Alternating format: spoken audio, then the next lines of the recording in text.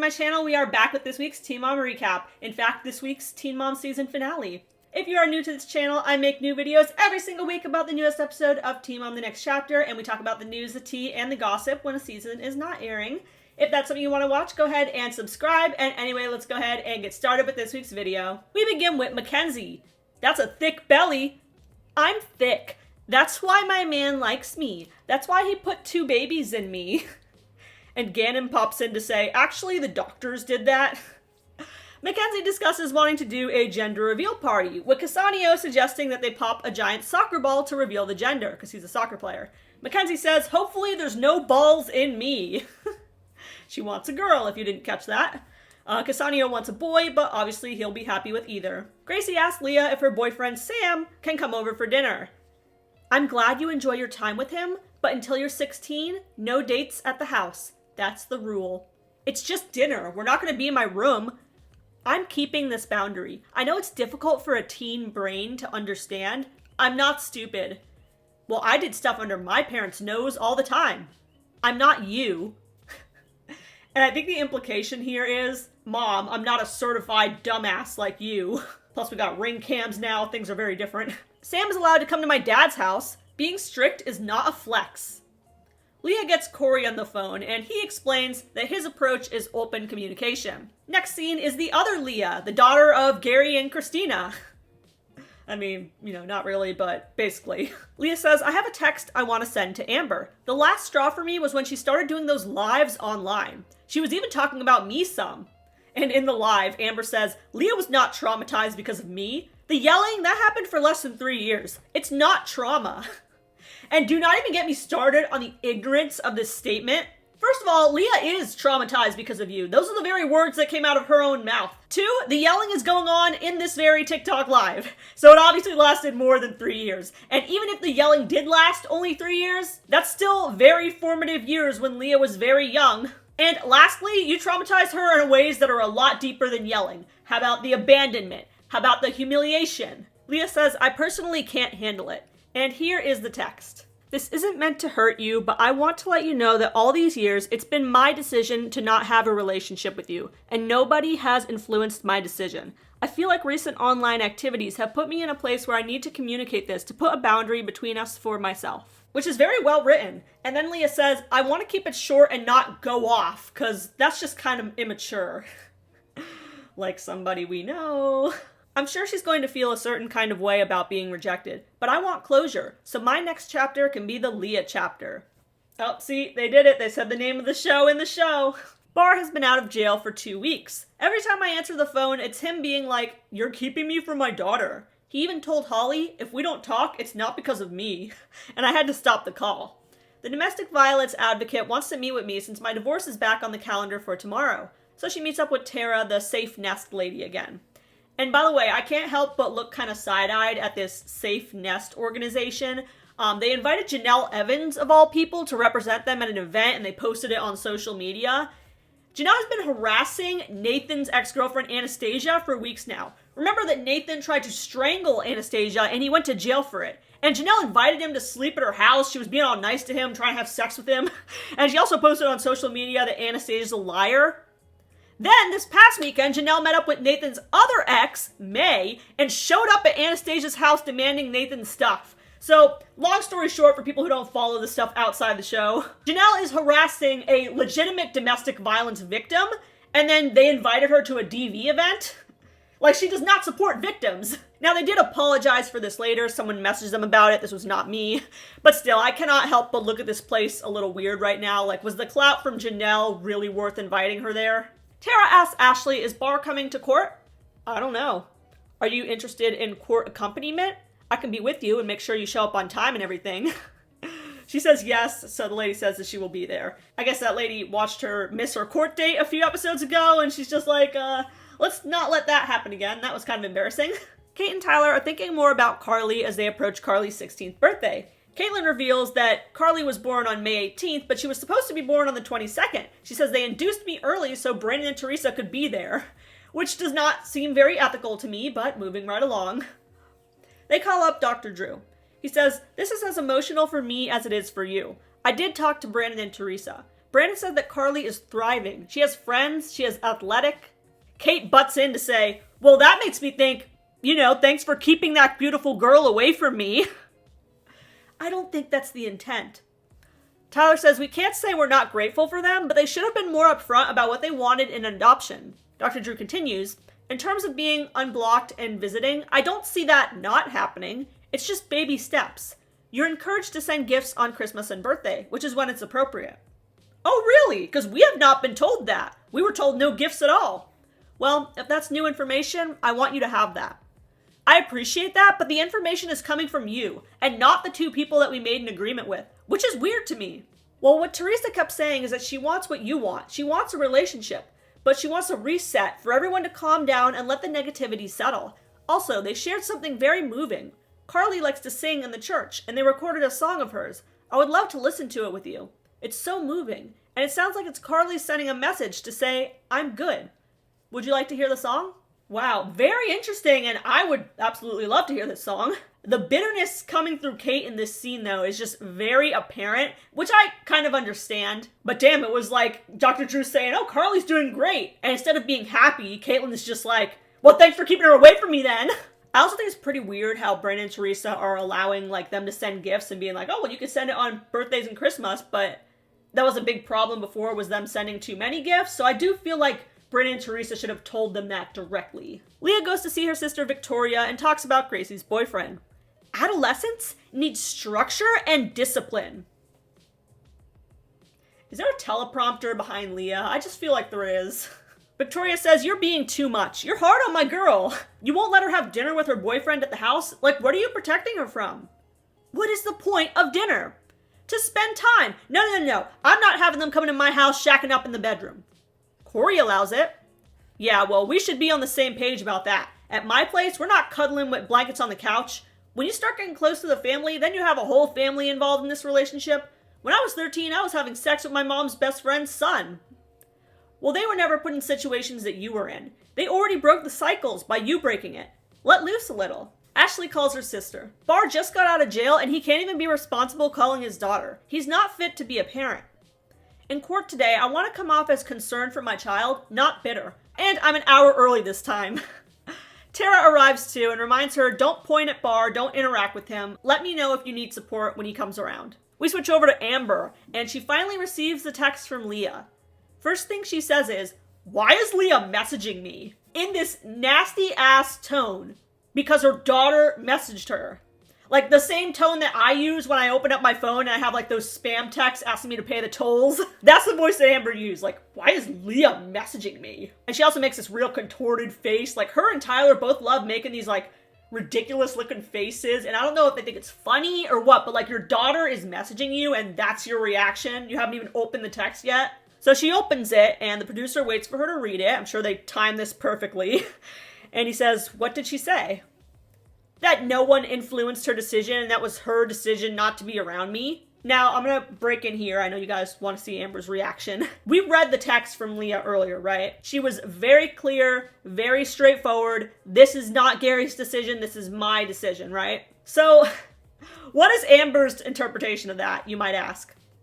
If you guessed that it was to blame Gary, you would be correct. She says, you have this piece of shit, nasty man, and this is the shit I get from my daughter that I love so much that I can't even give her it?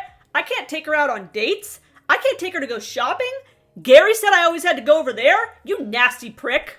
Just the worst deflecting ever. Leah could not have been more clear in that text. It's not Gary. It's me. But she's not done. After she starts blaming Gary, she has to start blaming Leah. She stares dead into the camera as if the camera is Leah. And she says, Leah, stop. You're 16, stop. People see the disrespect, by the way, and they tell me how much you disrespect me too. Stop. You're rude. There's no reason to be rude. You do not know what you are saying right now. You're young. Be 16, and do not be in the middle of me and your father.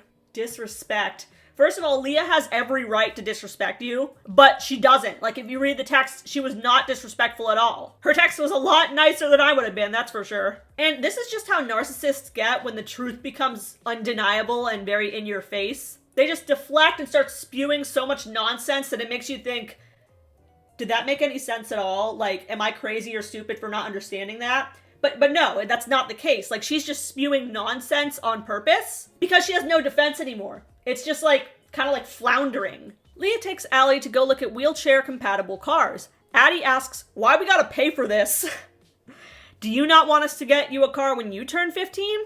Well, I want a horse before a car. After they check out some cars, Leah meets up with Corey and talks with him. I don't think Gracie's boyfriend should be able to come over to my house. He says, and that's fine, but my approach is totally a different approach. We pick him up on Sundays before church, we go to church with him, come home and have dinner. I let them have their time, with the door open, of course. He's a good kid, I'm not saying anything bad about him, but him being close to the family needs to come at an older age. We need to provide structure and stability. He says, I never want to present super strict to where they feel the need to work around me. If they mess up, I want them to feel comfortable to come to me as their dad and know that I'm not going to freak out. Well, we just have different rules. I get it 100%. And in my opinion, neither of them are really wrong, although I do much prefer Corey's method. Strict parents make sneaky kids. Back to Cate and Tyler. Dr. Drew says, I would love to listen to Carly's song with you. Caitlin says, I shared for years with Brandon and Teresa that we wanted a video of her singing. Not once have we been given that. Now she gives the video to you on TV? This is just the beginning. I'm not going to be the conduit from now on. Dr. Drew is just like, God, please, what did I get myself in the middle of? I think Carly wants to share, not just with you, but with the world. She's proud of it. It's triggering for me to listen to those things. I'm not ready for it. I want to listen to it in private. It's emotional. Yeah, it's a tender topic. We appreciate it. And then we get a dramatic black screen message. It says, Caitlin asked for the link to listen to Carly's song in private. Brandon and Teresa denied Caitlin's request. Later, Tyler says, the thing with the song is super confusing because we had issues about the public being involved. They didn't like us talking about adoption or showing her voice. Now they want to show her voice, share her song publicly? Cate says, to make themselves look good, but we can only listen on camera?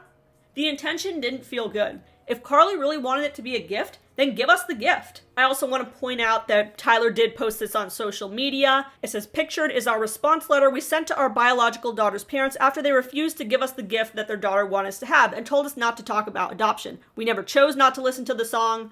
We were actually super excited, couldn't wait to hear it, but this was thrown onto us out of nowhere at MTV's setup. We never pursued Dr. Drew's help on our own. This was all MTV's idea since our producers were the only ones that our biological daughter's parents were willing to speak with about all of this. The original plan was to have MTV film them and their family as long as MTV didn't have them talk about the adoption while filming, which MTV did not think makes sense, so they compromised behind the scenes with the song idea. The first time Cate ever heard her sing prior to this became a very emotionally intense day, so recognizing this and wanting to prepare ourselves, we all asked to first give us a moment to listen in private. That way we could collect and process ourselves a bit, and then we could listen and play it on camera afterwards like they wanted. So we asked for the gift that their daughter wanted us to have. They said the only way to hear the gift is if we listened to it on camera and that we weren't actually allowed to have it personally. We were so confused in her about why they would say they had this beautiful gift to give us only to never plan on really giving it to us in the first place, even though that's what their daughter wanted. And you can read the letter here. I'll post it on the screen.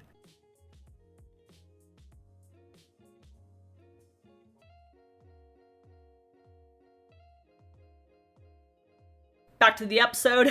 Tyler finally flat out says, I regret placing my kid for adoption. We didn't know we were going to get financially stable. We didn't know we were going to get mental health resources. I'm sorry.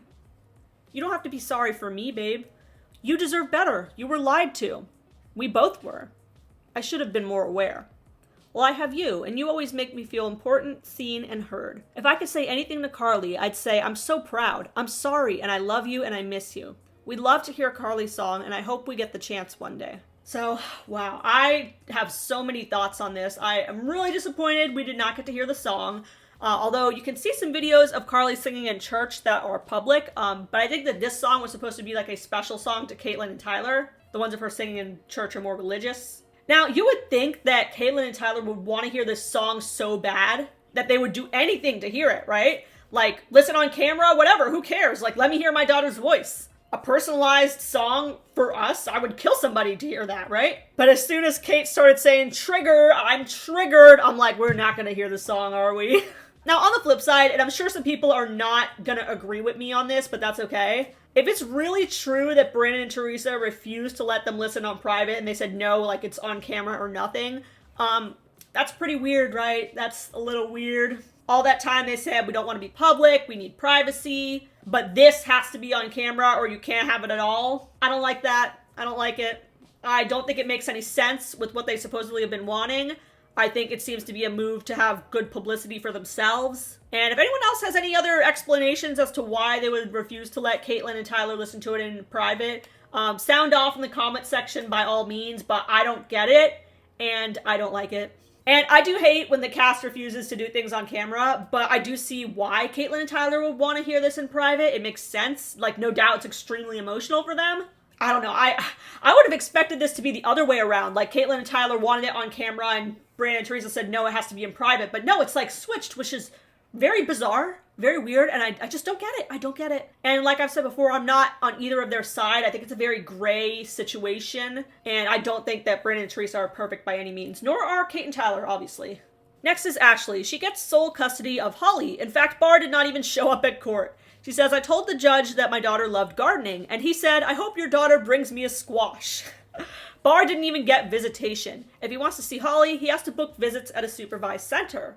And now that I'm thinking about it, our whole relationship, has there ever been a time when Barr was providing? The answer is no. If it hadn't been for the effort that I put in, he wouldn't have ever shown up for her.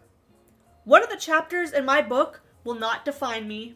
Oh, see, they did it again. They said the name of the show. And that's pretty much it for this episode. There is like a couple minute like montage sequence at the end, but it's very weird. It's very bizarre. We have a montage of Amber burning sage, which like, bitch, burning down your whole house is not going to get rid of the bad energy in there.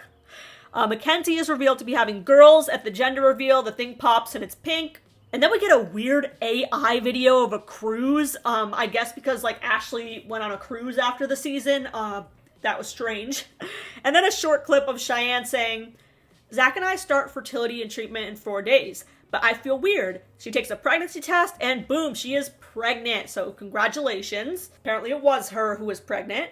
But it's kind of weird that they didn't even have a segment on the episode. It was just like a very small clip montage at the end. And they never even resolved Jade's storyline where she thought she was pregnant last episode. Do you remember that? They just like straight up never continued it and Jade was never aired again. Like, she did go on social media and say that her period was late, but she wasn't pregnant. So we got an answer like that. But kind of weird that it wasn't addressed on the show. I don't know, this season was very strange to me. We know that Teen Mom has been going downhill for a while, right? Like, the show been sucking ass for some time, but this season in particular was just like, they didn't address a lot of the stuff that was going on. Like, there was a lot of drama between Mackenzie and Amanda. They didn't talk about it.